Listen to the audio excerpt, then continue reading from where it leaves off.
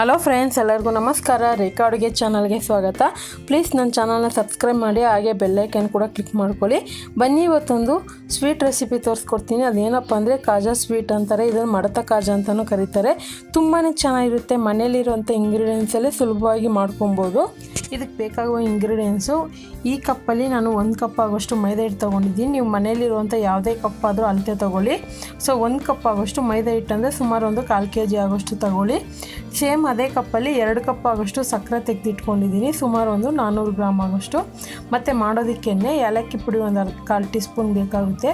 ತುಪ್ಪ ಒಂದು 4 table spoon, ಒಂದು 1/4 ಟೀ ಸ್ಪೂನ್ ಆಗೋಷ್ಟು ಉಪ್ಪು ತೆಗೆದಿಟ್ಕೊಂಡಿದ್ದೀನಿ. ಈಗ ಯಾವ ರೀತಿ ಮಾಡೋದಂತ ನೋಡೋಣ. ಮೊದಲಿಗೆ ಒಂದು ಬೌಲ್ಗೆ ಮೈದಾ ಹಿಟ್ಟು ಹಾಕ್ಕೊಂಡಿದ್ದೀನಿ. ಇದಕ್ಕೆ ಈಗ ಒಂದು 1/4 ಟೀ ಸ್ಪೂನ್ ಆಗೋಷ್ಟು ಉಪ್ಪು ಹಾಕ್ಕೊತಾ ಇದ್ದೀನಿ. ಸೊ ಇದರಲ್ಲಿ ಸ್ವೀಟ್ ರೆಸಿಪಿ ಆಲ್ರೆಡಿ ಬೇರೆ ಥರ ಎಲ್ಲ ತೋರಿಸಿರ್ತೀನಿ. ಇದೊಂದು ತುಂಬಾ ಡಿಫ್ರೆಂಟಾಗಿ ಟೇಸ್ಟಿಯಾಗಿ ಸಖತ್ತಾಗಿರುತ್ತೆ. ಈಗ ಇದಕ್ಕೆ ಒಂದು 2 ಟೇಬಲ್ ಸ್ಪೂನ್ ಆಗೋಷ್ಟು ತುಪ್ಪ ಹಾಕ್ಕೊತಾ ಇದ್ದೀನಿ. ತುಪ್ಪ ನಿಮಗೆ ಈ ಥರ ಗಟ್ಟಿದಿಲ್ಲ, ಕರಗಿರೋದಿದೆ ಅಂದರೆ ಅದನ್ನು ಯೂಸ್ ಮಾಡ್ಕೊಬೋದು. ಆದರೆ ಇದಕ್ಕೆ ತುಪ್ಪ ಹಾಕೋದ್ರಿಂದ ಟೇಸ್ಟು, ಕೆಲವರು ತುಪ್ಪ ಇಷ್ಟಪಡಲ್ಲ ಅನ್ನೋರು ಬೇಕಂದರೆ ಎಣ್ಣೆ ಸಹ ಹಾಕ್ಕೊಬೋದು. ಅದು ತುಪ್ಪ ಹಾಕಿ ಮಾಡೋದ್ರಲ್ಲಿರೋ ಸಿಗೋ ಟೇಸ್ಟು ಎಣ್ಣೆದಲ್ಲಿ ಸಿಗೋದಿಲ್ಲ. ಸೊ ಈ ತುಪ್ಪಲ್ಲಿ ಹಾಕಿ ಚೆನ್ನಾಗಿ ಹಿಟ್ಟಿಗೆ ಮಿಕ್ಸ್ ಮಾಡ್ಕೊಳ್ಳೋಣ. ಯಾವ ರೀತಿ ಮಿಕ್ಸ್ ಆಗಬೇಕಂದ್ರೆ ಪೂರ್ತಿ ಹಿಟ್ಟಿಗೆ ಮಿಕ್ಸ್ ಆಗಿ ಉಂಡೆ ಕಟ್ಟಿದ್ರೆ ಉಂಡೆ ಥರ ಆಗಬೇಕು. ತೋರಿಸ್ತೀನಿ ಇವಾಗ. ನೋಡಿ ಈ ಥರ ಉಂಡೆ ಕಟ್ಟಿದ್ರೆ ಉಂಡೆ ಥರ ಆಗಬೇಕು. ಆ ಥರ ತುಪ್ಪದಲ್ಲಿ ಕಲಸಿರಬೇಕು. ಇವಾಗ ಈಗ ಚೆನ್ನಾಗಿ ಕಲಿಸಿದೆ. ಈ ಥರ ಮಾಡೋದ್ರಿಂದ ನಿಮಗೆ ಆ ಲೇಯರ್ ಅನ್ನೋದು ಚೆನ್ನಾಗಿ ಬರುತ್ತೆ. ಈಗ ಇದಕ್ಕೆ ಸ್ವಲ್ಪ ನೀರು ಹಾಕ್ಕೊಂಡು ಚಪಾತಿ ಹಿಟ್ಟು ಯಾವ ರೀತಿ ಕಲಿಸ್ಕೊತೀರೋ ಅದೇ ರೀತಿ ಕಲಿಸ್ಕೋಬೇಕು. ಅದು ಇದನ್ನು ಸಾಫ್ಟಾಗಿ ಕಲ್ಸೋಕೆ ಹೋಗ್ಬೇಡಿ, ಸ್ವಲ್ಪ ಗಟ್ಟಿಯಾಗೂ ಇರಬೇಕು, ಮುಟ್ಟೋದು ಸಾಫ್ಟಾಗಿರಬೇಕು. ಆ ಥರ ಅದಕ್ಕೆ ಕಲಿಸ್ಕೊಳ್ಳಿ. ಆವಾಗ ನಿಮಗೆ ಅದು ಆ ಕ್ರಿಸ್ಪಿ ಅನ್ನೋದು ಚೆನ್ನಾಗಿ ಬರುತ್ತೆ. ಈಗ ಇದನ್ನು ಒಂದು 10 ರಿಂದ 15 ನಿಮಿಷ ಬಿಟ್ಬಿಡ್ತೀನಿ, ಮುಚ್ಚಳ ಹಾಕಿ ಬಿಟ್ಬಿಡ್ತೀನಿ. ಈಗ ಅಷ್ಟೊತ್ತಿಗೆ ನಾವು ಸಕ್ಕರೆ ಪಾಕ ಮಾಡ್ಕೊಳ್ಳೋಣ. ಈಗ ನಾನು ಸ್ಟವ್ ಮೇಲೆ ಒಂದು ಕಡಾಯಿ ಇಟ್ಕೊಂಡು ಅದಕ್ಕೆ ಒಂದು 2 ಕಪ್ ಆಗೋಷ್ಟು ಸಕ್ಕರೆ ಹಾಕ್ಕೊಂಡಿದ್ದೀನಿ. ಸುಮಾರು ಇದಕ್ಕೆ ಒಂದು ಏನಿಲ್ಲ ಅಂದರೆ ಒಂದು 3/4 ಕಪ್ ಆಗೋಷ್ಟು ನೀರು ಬೇಕಾಗುತ್ತೆ.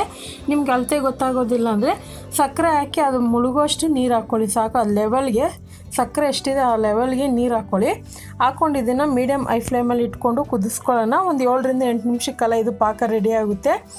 ಇದು ಒಂದೆಳೆ ಪಾಕ ಬರಬೇಕು, ಜಸ್ಟ್ ಕರಗೋದಲ್ವ. ಕರಗಿದ ತಕ್ಷಣ ಇದನ್ನು ಐ ಫ್ಲೇಮಲ್ಲಿ ಇಡೋಕೆ ಹೋಗಬೇಡಿ, ಮೀಡಿಯಮ್ ಫ್ಲೇಮಲ್ಲಿ ಇಟ್ಕೊಳ್ಳಿ. ಫುಲ್ಲು ಚೆನ್ನಾಗಿ ಕುದಿ ಬಂದು ಈ ಥರ ನೊರೆ ಥರ ಬಂದು ಒಂದೆಲೆ ಪಾಕ ಬರಬೇಕು. ಈಗ ಇದಕ್ಕೆ ಏಲಕ್ಕಿ ಪುಡಿ ಹಾಕ್ಕೊತಾ ಇದ್ದೀನಿ. ಕೈಯಲ್ಲಿ ನೀವು ಟಚ್ ಮಾಡಿ ನೋಡಿದಾಗ ಅದು ಅಂಟು ಥರ ಬಂದು ಒಂದು ಲೇಯರ್ ಥರ ಅದು ದಾರ ಥರ ಬರಬೇಕು. ನಾನು ತೋರಿಸ್ತೀನಿ ನೋಡಿ. ಇದು ಒಂದೆಲೆ ಪಾಕ ಅಂತಾರೆ. ತೀರಾ ದಪ್ಪ ಬಂದರೆ ಅದು ಜಾಸ್ತಿ ಗಟ್ಟಿ ಪಾಕ ಆಗಿಬಿಡುತ್ತೆ. ಜಸ್ಟ್ ಒಂದೆಲೆ ಪಾಕ ಬಂದರೆ ಸಾಕು. ಈಗ ಪಾಕ ರೆಡಿಯಾಗಿದೆ. ಅದನ್ನು ಸ್ಟವ್ ಆಫ್ ಮಾಡಿ ತಣ್ಣಗೆ ಬಿಡೋಣ. ಅಷ್ಟೊತ್ತಿಗೆ ಹಿಟ್ಟು ಕೂಡ ಚೆನ್ನಾಗಿ ನೆಂದಿದೆ, ಒಂದು 15 ನಿಮಿಷ ಆಗಿದೆ. ಈಗ ಇದನ್ನು ಮತ್ತೆ ಒಮ್ಮೆ ನಾನು ಇದನ್ನು ಚೆನ್ನಾಗಿ ನಾದ್ಕೊಂಡು ಇದನ್ನು 2 ಭಾಗವಾಗಿ ಡಿವೈಡ್ ಮಾಡ್ಕೊತೀನಿ. ಇದನ್ನು ನೀವು ಫುಲ್ಲು ಒಂದು ದೊಡ್ಡ ಸೈಜಾಗಿ ಮಾಡ್ಬೋದು.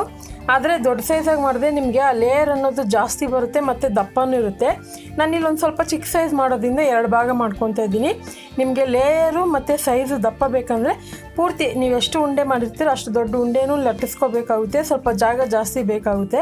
ನಾನು ಇದನ್ನು ಚಿಕ್ಕದಾಗಿ ಮಾಡೋಣ ಅಂತ 2 ಭಾಗ ಮಾಡಿಕೊಂಡು ಈ ಥರ ನಾನು ಇದನ್ನು ಲಟ್ಟಿಸ್ಕೊತಾ ಇದ್ದೀನಿ. ಸ್ವಲ್ಪ ಮೈದಾ ಹಿಟ್ಟು ಯೂಸ್ ಮಾಡ್ಕೊತಾ ಇದ್ದೀನಿ. ಆದಷ್ಟು ಎಷ್ಟು ತೆಳ್ಳಗಾಗುತ್ತೋ ಅಷ್ಟು ತೆಳ್ಳಗೆ ಲಟ್ಟಿಸ್ಕೊಳ್ಳಿ. ನೋಡ್ತಾ ಇರ್ಬೋದು ನಾನು ತೆಳ್ಳಗೆ ಮಾಡ್ಕೊಂಡಿದ್ದೀನಿ. ಈ ಥರ ಮಾಡೋದ್ರಿಂದ ಅದು ತುಂಬಾ ಕ್ರಿಸ್ಪಿಯಾಗಿ ಲೇಯರ್ ಆಗಿ ಚೆನ್ನಾಗಿ ಬರುತ್ತೆ. ಈಗ ಇದಕ್ಕೆ 1 ಟೇಬಲ್ ಸ್ಪೂನ್ ಆಗೋಷ್ಟು ತುಪ್ಪ ಹಾಕ್ಕೊತಾ ಇದ್ದೀನಿ. ಇದು ಹಾಕೋದ್ರಿಂದ ನಿಮಗೆ ಲೇಯರು ಕ್ಲಿಯರಾಗಿ ನೀವು ಎಣ್ಣೆಲಿ ಫ್ರೈ ಮಾಡಿದಾಗ ಗೊತ್ತಾಗುತ್ತೆ. ಮತ್ತು ಕ್ರಿಸ್ಪಿನೂ ಇರುತ್ತೆ, ಟೇಸ್ಟ್ ಕೂಡ ತುಂಬಾ ಚೆನ್ನಾಗಿರುತ್ತೆ. ಈಗ ಸುತ್ತಲೂ ತುಪ್ಪ ಎಲ್ಲ ಹಚ್ಚಿದ ಮೇಲೆ ಸೈಡಲ್ಲಿ ಎಡ್ಜಸ್ ಏನಿದೆ ಅದನ್ನು ಕಟ್ ಮಾಡ್ಕೊತೀನಿ. ಹಂಗೆ ಮಾಡಿದ್ರೆ ಚೆನ್ನಾಗಿರೋದಿಲ್ಲ. ನೀವು ಒಂದೇ ಲೆವೆಲ್ಗೆ ಬೇಕು ಅಂದರೆ ಈ ಥರ ಕಟ್ ಮಾಡ್ಕೊಳ್ಳಿ. ಮತ್ತು ಕಟ್ ಮಾಡಿರೋದು ಏನು ವೇಸ್ಟ್ ಮಾಡೋಕ್ಕೆ ಹೋಗಬೇಡಿ, ಮತ್ತು ಇನ್ನೊಂದಕ್ಕೆ ಯೂಸ್ ಮಾಡಿಕೊಂಡು ಇವಾಗ ನೋಡಿ ಒಂದು ಸ್ವಲ್ಪ ಮೈದಾ ಹಿಟ್ಟು ಉದುರಿಸ್ಕೊತೀನಿ. ಇದು ಅಷ್ಟೇ ಲೇಯರ್ ಬರೋದಕ್ಕೆ ಹೆಲ್ಪ್ ಆಗುತ್ತೆ. ಈ ಥರ ಮೈದಾ ಹಿಟ್ಟು ಸ್ವಲ್ಪ ಉದುರಿಸ್ಕೊಂಡು ಈಗ ಇದನ್ನು ರೋಲ್ ಮಾಡ್ಕೊಬರೋಣ. ನಾವು ನಿಧಾನಕ್ಕೆ ಮಾಡಬೇಕು, ಜಾಸ್ತಿ ಪ್ರೆಸ್ ಮಾಡಿ ಮಾಡೋಕ್ಕೆ ಹೋಗಬೇಡಿ. ಪ್ರೆಸ್ ಮಾಡಿದ್ರೆ ಅದು ಮೆತ್ತಗೆ ಆಗಿಬಿಡುತ್ತೆ, ಒಳಗಡೆ ಮುದ್ದೆ ಥರ ಆಗುತ್ತೆ, ನಿಮಗೆ ಲೇಯರ್ ಅನ್ನೋದು ಗೊತ್ತಾಗೋದಿಲ್ಲ. ಇದನ್ನು ಸ್ವಲ್ಪ ಲೈಟಾಗಿ ಹ್ಯಾಂಡಲ್ ಮಾಡಬೇಕು, ಅಂದರೆ ನಿಧಾನಕ್ಕೆ ಮಾಡ್ಕೊಳ್ಳಿ. ನಾನು ಚಿಕ್ಕ ಸೈಜ್ ಮಾಡ್ತಾಯಿದ್ದೀನಿ. ನಿಮಗೆ ಕಾಜಾ ಸ್ವೀಟ್ ರೆಸಿಪಿ ದೊಡ್ಡದಾಗಿ ಬೇಕಂದರೆ ಪೂರ್ತಿ 1/4 kg ಹಿಟ್ಟದು ಉಂಡೆ ಎಷ್ಟಪ್ಪ ಬರುತ್ತೆ ಅಷ್ಟಪ್ಪದ್ರಲ್ಲೂ ಮಾಡ್ಕೊಳ್ಳಿ. ಆವಾಗ ಕರೆಕ್ಟಾಗಿ ದಪ್ಪಕ್ಕೆ ಸೈಜ್ ಬರುತ್ತೆ, ಲೇಯರು ಜಾಸ್ತಿ ಬರುತ್ತೆ. ಈಗ ಮೇಲೆ ಸ್ವಲ್ಪ ಮೈದಾ ಹಿಟ್ಟನ್ನು ಉದುರಿಸ್ಕೊತಾ ಇದ್ದೀನಿ, ಒಂದಕ್ಕೊಂದು ಅಂಟಬಾರ್ದು. ಕೊನೆಯಲ್ಲಿ ನೀವು ರೋಲ್ ಮಾಡ್ತೀರಲ್ಲ ಅವಾಗ ಜಸ್ಟ್ ಒಂದು 2 ಸರಿ ಪುಷ್ ಮಾಡಿ ಸಾಕು, ಆವಾಗ ಅದು ಒಂದಕ್ಕೊಂದು ಅಂಟ್ಕೊಳ್ಳುತ್ತೆ. ನೋಡಿ ಇವಾಗ ಇದು ರೋಲ್ ಆಗಿದ್ದಾಯಿತು. ಇದು ಚಿಕ್ಕ ಸೈಜ್ ಮಾಡೋದ್ರಿಂದ ತುಂಬಾ ಚೆನ್ನಾಗಿರುತ್ತೆ. ಇದನ್ನು ನೀವು ಒಂದು ವಾರವರೆಗೂ ಇಟ್ಕೊಂಡು ತಿನ್ಬೋದು. ತಿನ್ನೋವಾಗ ಒಳ್ಳೆ ಜ್ಯೂಸಿಯಾಗಿ ಸಖತ್ತಾಗಿರುತ್ತೆ, ಸಾಫ್ಟಾಗಿ. ಇವಾಗ ನೋಡಿ ನಾನು ಒಂದು ಮೀಡಿಯಮ್ ಸೈಜಾಗಿ ಕಟ್ ಮಾಡ್ಕೊತಾ ಇದ್ದೀನಿ. ನಿಮ್ಗೆ ಯಾವ ಸೈಜಿಗೆ ಬೇಕೋ ಆ ಸೈಜಿಗೆ ಕಟ್ ಮಾಡ್ಕೊಳ್ಳಿ. ಈ ಥರ ಚಿಕ್ಕ ಚಿಕ್ಕದಾಗಿ ಕಟ್ ಮಾಡಿದ್ರೆ ಸಾಕಾಗುತ್ತೆ.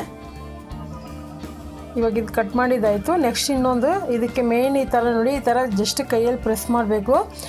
ಚಪಾತಿ ಒತ್ತೋದ್ರಲ್ಲಿ ಲಟ್ಟಿಸ್ಕೊಬೋದು, ಆದರೆ ಅದು ತುಂಬ ಲಟ್ಟಿಸಿದ್ರೆ ಏನಾಗುತ್ತೆ ಅಂದರೆ ತುಂಬ ತೆಳುವಾಗ್ಬಿಡುತ್ತೆ ಮತ್ತು ಚೆನ್ನಾಗಿರೋದಿಲ್ಲ. ಜಸ್ಟ್ ಕೈಯಲ್ಲಿ ಈ ಥರ ಪ್ರೆಸ್ ಮಾಡ್ಕೊಳ್ಳಿ.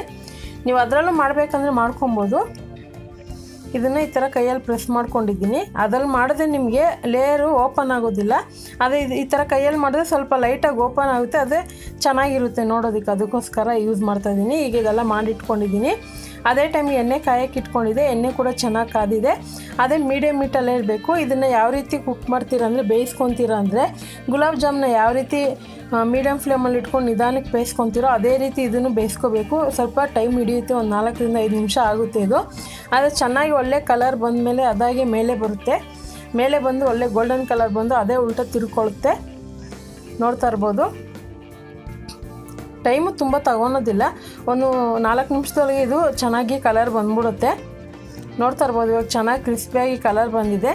ಇವಾಗ ನಾವು ಪಾಕ ಮಾಡಿಟ್ಟಿದ್ರಲ್ವ, ಆ ಪಾಕಕ್ಕೆ ಹಾಕಬೇಕಾಗುತ್ತೆ. ನೋಡಿ, ಇದನ್ನು ನಿಮಗೆ ಸ್ವೀಟ್ ಇಷ್ಟಪಡಲ್ಲ ಅಂದರೆ ಸ್ಪೈಸಿಯಾಗಿ ಕೂಡ ಮಾಡ್ಕೊಂಡು ಹೀಗೆ ಸ್ನ್ಯಾಕ್ಸಾಗಿ ತಿನ್ಬೋದು.